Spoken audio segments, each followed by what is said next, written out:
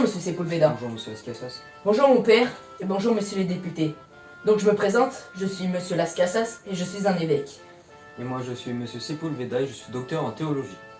Donc monsieur Sepulveda, d'après ce que j'ai compris, nous sommes en désaccord au sujet des Indiens. Comment ça nous sommes en désaccord? Je croyais qu'on était clair par rapport à eux.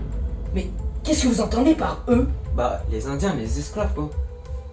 Mais comment ça les esclaves? Vous pensez que ces personnes ce sont des animaux? Bah oui, esclaves, car vous avez vu tout ce qu'ils ont fait, c'est une nation grossière. Ils méritent d'être soumis à l'esclavage. Ok, monsieur Sepulveda, je comprends votre idée d'esclavage. Mais pourquoi ne pas faire quelque chose de moins violent? Ce sont quand même des humains. Oui, mais c'est parce qu'il faut mettre un terme à tout cela, qu'ils arrêtent de sacrifier des humains juste pour leur dieu ou juste pour manger. Mais monsieur Sepulveda, ce que vous comprenez pas, c'est parce qu'en fait, c'est pas parce qu'il y a des coutumes certes violentes qu'on devrait faire ça. Même nous, à l'époque, on faisait des combats de gladiateurs et ça embêtait personne.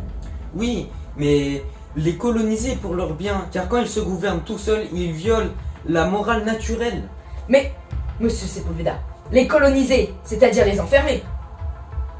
C'est-à-dire aussi les maltraiter, les nourrir peu, leur donner des ordres. Mais en fait, là, c'est une situation animalière.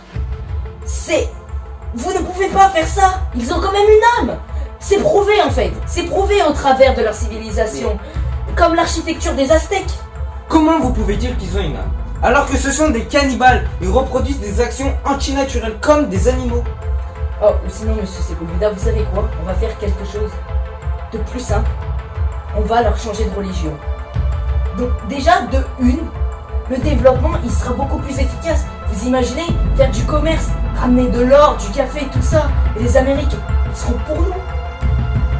Et même, pour le sacrifice, il n'y en aura plus.